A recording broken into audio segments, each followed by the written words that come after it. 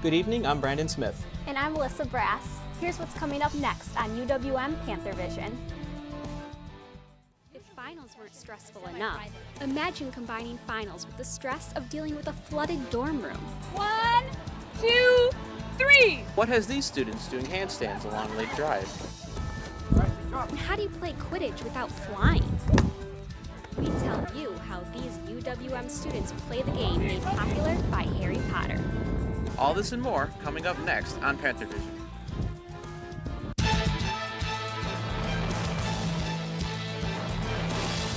From the University of Wisconsin-Milwaukee, this is UWM Panthervision. A weekly newscast reported, written, and produced by students in the Department of Journalism and Mass Communication.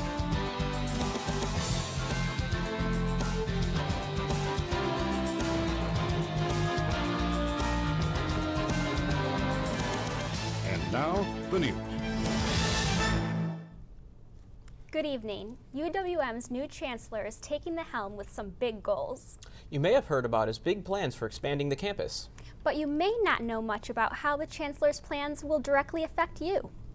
Panthervision reporter Lauren Robertstad got a one-on-one interview with the chancellor and joined us live from outside of Chapton Hall. Lauren? Hi guys. In a wide-ranging interview, I got the opportunity to sit down with Chancellor Michael Lovell. We talked about everything from building plans to the budget battle.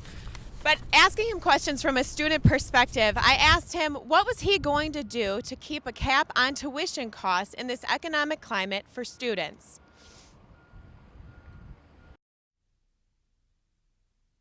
So I think there's two parts of that. The first part is that you have to understand the Board of Regents sets our tuition rates. And with the state budget getting cut back, I think that Board of Regents is going to be a little bit, their hands are going to be a little bit tied in terms of what they're going to be able to do. They're probably going to increase tuition some, but you know, the biggest thing that, the second part of that is the biggest thing I can do, I try to do is advocate, you know, to the people in the legislature, the people on the governor's staff, just how important it is for not continue to carry the costs of education on the backs of the students and their families of the state of Wisconsin. And so for me, you know, the biggest thing I can do is be an advocate for the campus, and particularly the students that, you know, particularly our campus, because 80% of our students get federal aid. You know, our demographics are so much different than Madison's. You know, we have an average median income of our families of $55,000, where it's over $90,000 at Madison. And so any increase in tuition directly impacts our student much greater than actually any other school in the UW system. And so I think it's important for me to let people understand that and realize that, so that decisions are made does not increase tuition, and certainly at the rates maybe that they're talking about right now.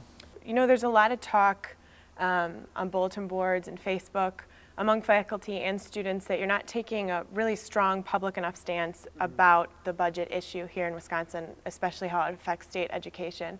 What would you say to those people who say you're being a little bit too quiet? Well, I think I think the first thing we have to understand is, as chancellor, I'm not allowed to take any political stand on pending legislation, and so I'm not allowed to publicly come out and say, you know, I'm for or against the legislation. What I do talk about, and I'm very vocal about publicly and behind the scenes when I meet with people, is the impact that pending legislation will have on the faculty, staff, and students on our campus. And you have to understand, if I come out too strong politically, you know, against one side or the other, I can no longer have the one-on-one meetings with the decision makers, and that's where I have the most value for helping advocate for our campus. And as soon as I come out publicly against, you know, came out and said something like impeach Walker, I could no longer meet with his staff and even him, you know, on the one-on-one meetings where I'm trying to get things, you know, to help, you know, our campus and the resources that we need in our campus. As far as you goes, first off, congratulations again on your new position. You know, our UWM chancellors in the past, Nancy Zimpher, has raised the profile of UWM. She was very outgoing. Carlos Santiago really garnered a lot of research, like finances for the university. What do you foresee being your legacy or your mark that you leave here at UWM? Well, I think the biggest role that I will play, when you looked at the university 5 and 10 years down the line, is all of the capital projects that we talked about earlier that are, you know, kind of in the pipeline. We have $300 million in capital projects in one phase or another of being executed this year. The past 22 years, we've had $320 million in capital projects in one time. So 5 years from now, this campus, if I can able to execute all the things that are in the pipeline, will look so different than it does right now. 10 years, we talk about Columbia St. Mary's, it's a 20% increase to the footprint of our campus. It's 820,000 square feet. It's more than twice as big as any building we have on campus. It's going to take us 10 years to build that out and actually have the campus benefit from all the things. It's really a canvas that we're going to be able to paint on, not just that building, but all the new buildings we have. We can really change the profile of our university. In addition to Columbia St. Mary's, the university is also constructing a new freshwater science building as well as the Kenworth Integrated Research Facility. Perhaps the biggest among all of these projects, however, is Innovative Park, which will be constructed on Milwaukee County grounds. Chancellor Lovell says that these projects will really put UWM on the map on the state level as well as nationally. Brandon? Well, Lauren, what kinds of things does the Chancellor want to do on the campus, on the main campus itself? You know, Brandon, he says that he really wants students to know that the university itself is changing. Housing is getting much better. This fall 2011, all of the incoming freshmen of the fall 2012 class, they're all going to be living in on-campus housing. He also expressed his desire to build a new athletic facility for basketball. And he really told me that one of his main things is he wants to get more activities for students to do after school and on the weekends to create more things for students to do on the UWM campus. He believes that that'll create a much greater sense of community among the students, faculty, and staff. Back to you guys in the studio. That's great. Thanks, Lauren. With finals coming up, some Sandburg residents are trying to refocus. That's because a flood starting on the 10th floor of East Tower sent many residents searching for higher ground. Tim Sabin has the story.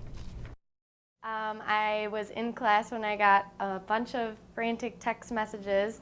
Preparing for final exams can be hard enough, but for UWM freshman Becca Ebling, that isn't the only thing on her mind. About the things in my room, like my laptop, because they wouldn't let us go in our room and get anything. She is trying to put her life back together after a flood in Sandburg Hall's East Tower kept her out of her room for a night. Carrie Dawson is a residential program manager for East Tower. The day that the incident happened, which was the 18th, like I said, we didn't let any residents who lived on floors 1 through 10 back into the building until 8 o'clock that night. As you can see, this residence is in pretty bad shape. Relocation was definitely necessary, and with finals coming up, it only raises the stress levels. It's because we knew that finals is a stressful time. We knew being displaced is very stressful, and we don't want to interrupt their academic course load that's going on. So there were some suites that had severe damage within them that we chose to keep them permanently displaced so they wouldn't have to move again. While some electronics were damaged in the flood, Becca thought the worst for her laptop. I was thinking it was wet and destroyed forever because they said that basically like 250 gallons of water were rushing down from the 10th floor, like down the walls, out of the electrical sockets, and they couldn't really clean it up very fast. From my end, I had very few complaints, which is good, and I would have expected more, knowing how frustrating it can be. So knowing that, we tried to move as quickly as possible so it wouldn't go into finals week to get them settled back into their permanent space. Like, hopefully they're happy about where they're living. Becca is glad she still has the essentials to succeed for class. Especially like computers and books and notes for class, which around finals especially, you really need those. The damages were not significant, and East Tower is on its way to being back to normal for the summer. In Milwaukee, I'm Tim Sabin for Panthervision. Sandburg officials say repairs will be finished in about 2 weeks. After a year of renovation, Green Memorial Museum is finished. The remodeling was made possible by a $2 million donation from the Babe Foundation in 2010. The building is now the Sam and Helen Stahl Center for Jewish Studies. The center supports the undergraduate major and minor in Jewish studies, including history, art, religion, literature, and Hebrew. Green Museum was originally designed in 1913. People connected with the UWM dance department are mourning the loss of their department chair. Ed Burgess died in his sleep last Wednesday. He was 58. Burgess joined UWM in 1989 and in 2003 made the dance department independent from the theater. Under his guidance, the department received 2 Dance USA national grants for choreography. He was also instrumental in planning numerous collaborative projects, such as the Harmony Initiative. Funeral arrangements can be found on the Peck School of the Arts website. The search for a new Associate Vice Chancellor for Diversity and Climate is now down to 3. The search committee has announced the 3 finalists for the position. They are Dr. Sally McKee from the University of Colorado Boulder, Dr. Roger Worthington from the University of Missouri, and Dr. Zoe Woso from the University of Pittsburgh. The 3 candidates will visit the campus and hold open forums this week. Breast cancer is a tough opponent for women worldwide, but as Antoine Mack reports, citizens aren't backing down. It doesn't matter what you look like or how old you are. Kiss him. Super give him a kiss. You can even have more than 2 legs.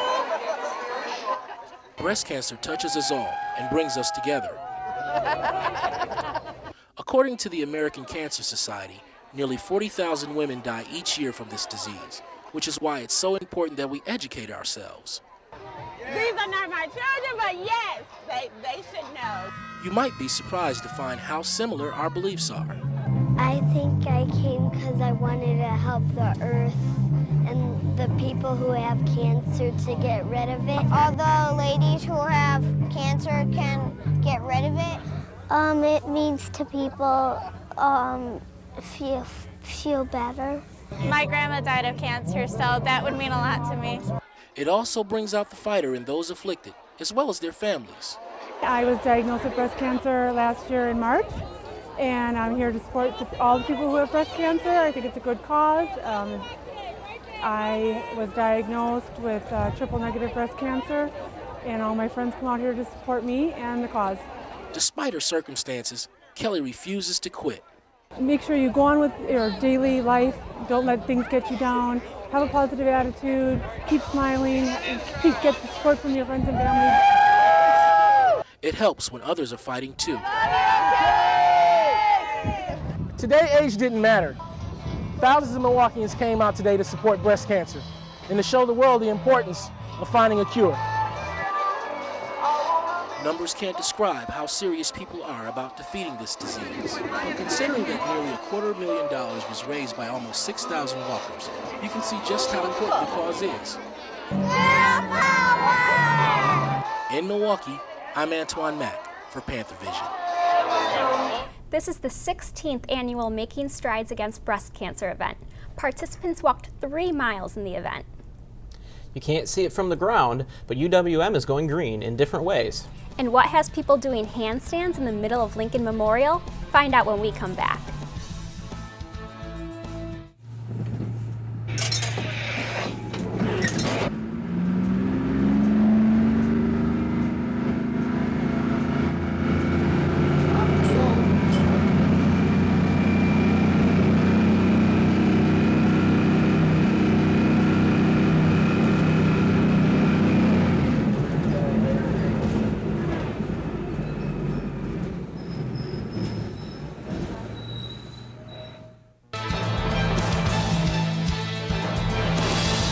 Thanks for watching UWM Panthervision, judged Best Student Newscast by the Northwest Broadcast News Association.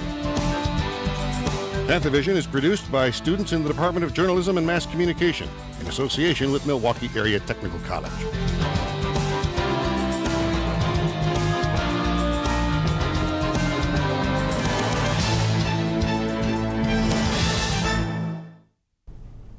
The intersection at Lake and Lincoln Memorial has some new shrubbery. It did for a while anyway, and it was human shrubbery. Wisconsinites took to the handstands to raise awareness for foster care. Panthervision's Caitlin Sharkey has the story. Lean is spending her afternoon in a handstand. You're leaving me on that one. I got this. And this UWM student isn't just playing around. Oh my God. Right now I'm supporting foster care. We're turning lives around today. Her handstands send a powerful message. Support a great cause. So for me, foster care is something that I can just do to give back to my community. Anyone in the Wisconsin area can attend one of the several flash mob events, receive a free t-shirt in an effort to raise awareness for foster children. Celine says the flash mob event is part of a campaign to raise awareness of the shortages of foster families in the state. So the goal for the campaign is to really gain at least 1,000 more foster families, but really as many as possible from this event. Foster parent Jacqueline Ekstrom knows the impact a stable home can have on a child. Youth growing up, not having a family or bouncing from family to family does turn their life around.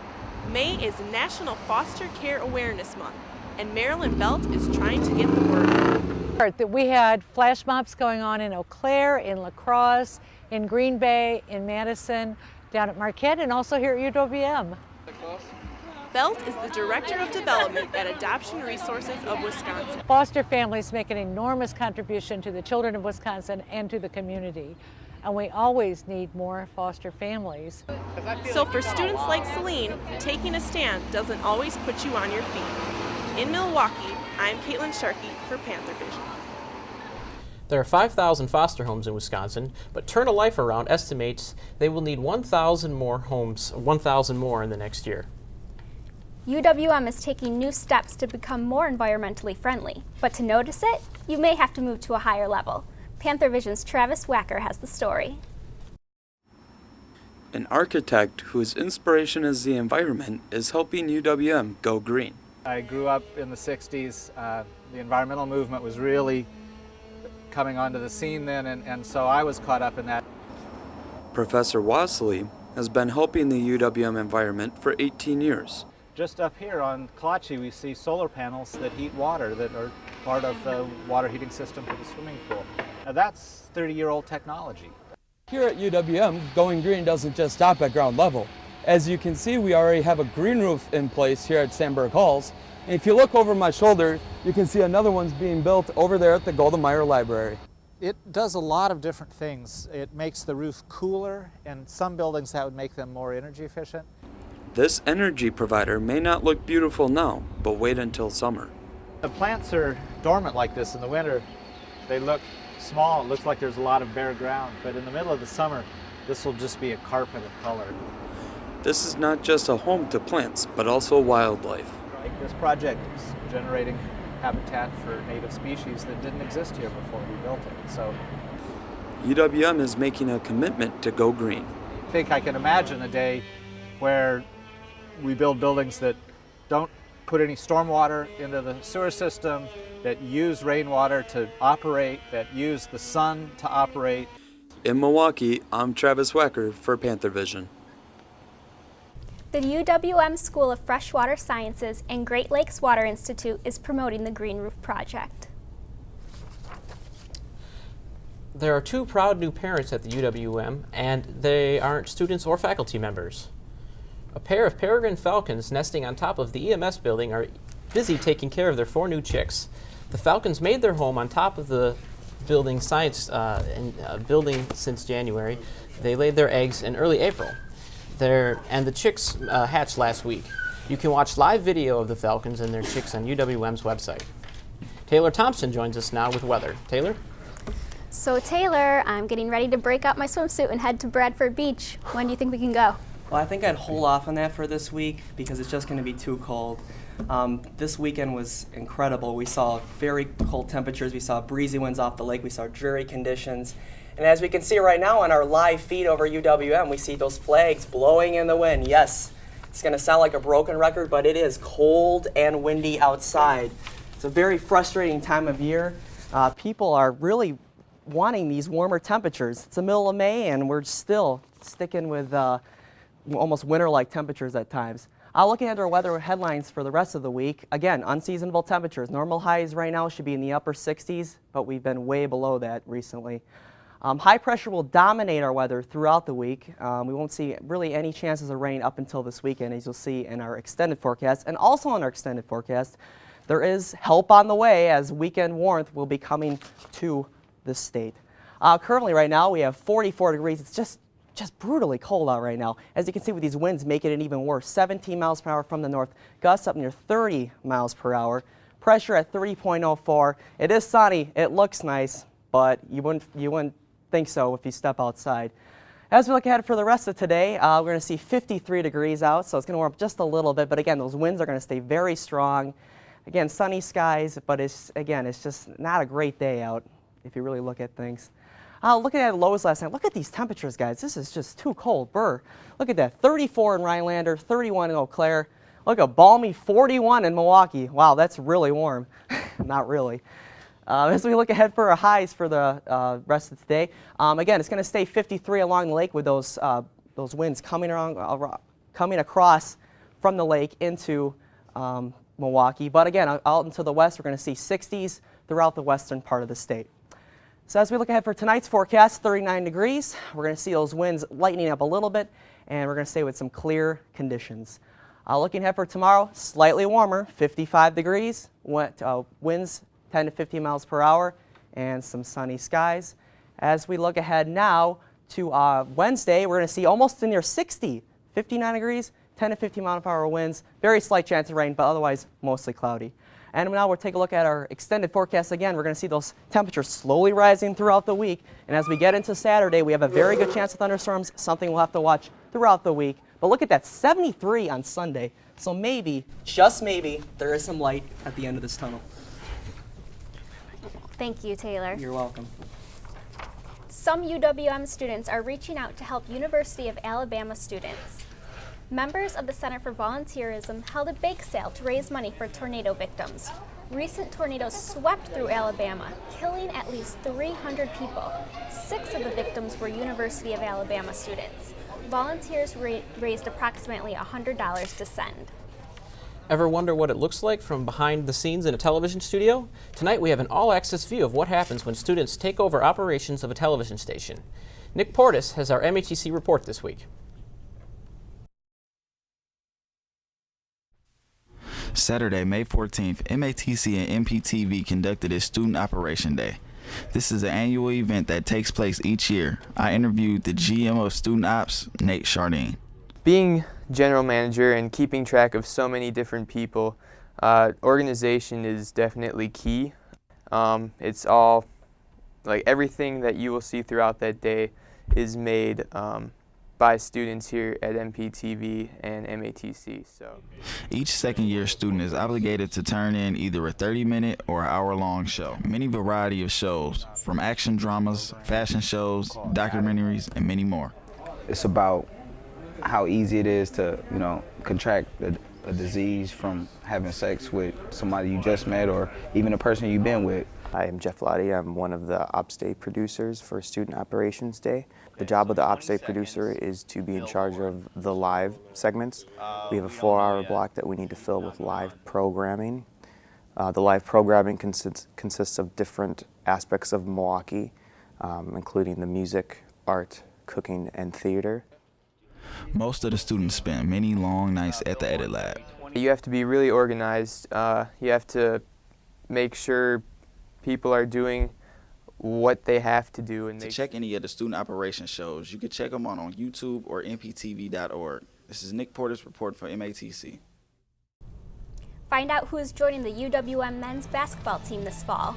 And this isn't Hogwarts, but find out what new sport is sweeping UWM with flying brooms that don't. All that and more coming up next on Panthervision.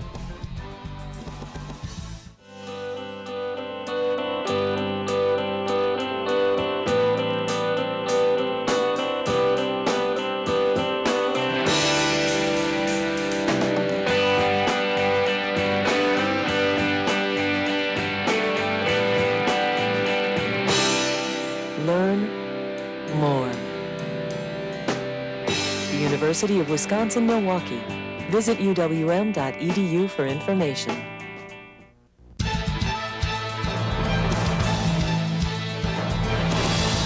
Thanks for watching UWM Panthervision, judged Best Student Newscast by the Northwest Broadcast News Association. Panthervision is produced by students in the Department of Journalism and Mass Communication in association with Milwaukee Area Technical College.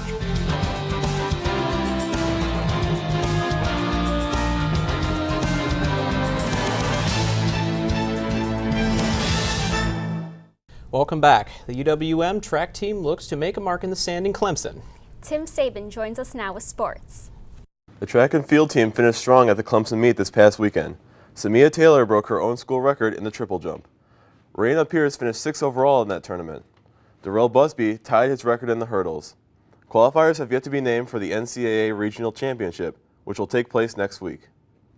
The Clemson meet was so important it had members practicing all week. Raina Pierce and Samia Taylor took floor sections out to practice their jumps. today we're going to work on technique for a long jump. That's the one I still need to qualify for regional, so we're just going to work on technique today. The weekend's meets were all about finishing high enough to qualify for regionals. I'm 26 in the nation right now, so I'm just trying to move up. We got to do top 12 at regionals, so. Taylor broke her own record in the triple jump, and Pierce finished 6th in that event at the meet. Next year's roster for UWM men's basketball team is set, and one of the 2 main recruits is going to help the team's hoard free throw shooting. Travis Wacker has the story. The Milwaukee Panthers men's basketball team's strong finish last year is helping the coaches recruit. Shooting guard Paris Gully was first-team All-State in Illinois for 2 years in high school. Sky's the limit. We're looking at everything we look at from the team standpoint, and that was one thing going into it with everybody that's recruiting them. You know, we won the league. We got a core group of guys back that are pretty talented. He knows what we want to do. But Gully isn't your typical recruit. Paris has attended Southeastern Community College to become more prepared and stronger for Division I ball. What it does for a guy like that, every game he's going to get guarded by guys that are long, that are athletic, that are very talented players. Now, in junior college, the team defense might not be as good, but the individual on-the-ball defense is good stuff. You can't get that in high school. The Panthers struggled from the free throw line last year, converting just 65.4%. Gully will help increase that number. And Panther fans will enjoy the fact that he is over a 90% free throw shooter. Everybody likes a good free throw shooter. And we try to keep it interesting at the end of games, miss a few free throws here and there. Coach Jeter, we all really preach that to our players, miss some free throws, keep it close. The Panthers are locked and loaded talent-wise for next season and have their sights set high. In Milwaukee, I'm Travis Wacker for Panthervision. That's Paris right there. Looks like another strong recruiting class for Rob Jeter. It should be another exciting season. I know, I'm actually going to have to go to a game or 2 this fall. You would normally find towels and suntan lotion on the beach, but broomsticks? Panthervision's Brittany Radakovich has the story. Going past Bradford Beach, volleyball isn't the only thing you'll notice. Quidditch! This game is a little different. It's kind of weird that we have to ride on brooms, but I think it's a must. UWM student John Pedigo is bringing the magical game of Quidditch to life. Get it. Today, the team who shall not be named is facing off against the Tipsy Trolls. Do you have any questions? I mean, I'm sure can you guys figure John is the creator of the school's intramural Quidditch League. I'm doing a very absurd thing, which is playing Quidditch. It's a fantasy game that we've adapted to real life. It comes from the popular Harry Potter series. The brooms, well, that's how they play it in the books. It's really not Quidditch without the brooms. To play the game, one team must get their quaffle, Oh, you gotta drop it, Damon. or ball, through one of the opposing team's 3 hoops. The game can only end if the golden snitch, or in this case, Pedigo, is caught. In the books, the Golden Snitch is not a person, but we had to adapt it to becoming a person. And I can basically run wherever I want to around the field. Charlie Jones is one of the players. Yeah! He says he has always wanted to play Quidditch. It's always been a dream of mine since I was a little kid and all that. As soon as I read the Harry Potter books, I instantly fell in love with the sport, and I just knew I wanted to play it someday. They hope to turn the league into a real club next year. They plan on taking their team on the road to play in the Quidditch World Cup. Oh, that was the fastest game ever. In Milwaukee, I'm Brittany Radakovich for Panthervision. The league will be back chasing snitches and throwing quaffles in the fall. If you would like to play Quidditch, you can sign up on their Facebook page under the name UWM Quidditch. Thank you for tuning in for this semester's final edition of Panthervision. You can watch us anytime on Time Warner's on-demand channel 411 or online at the web address at the bottom of your screen. We'd like to thank the second-year television and video production students at MATC, their hard work this semester. They handle all the studio aspects of our newscast and make us look good each week. We'll be back in the fall. Have a nice evening.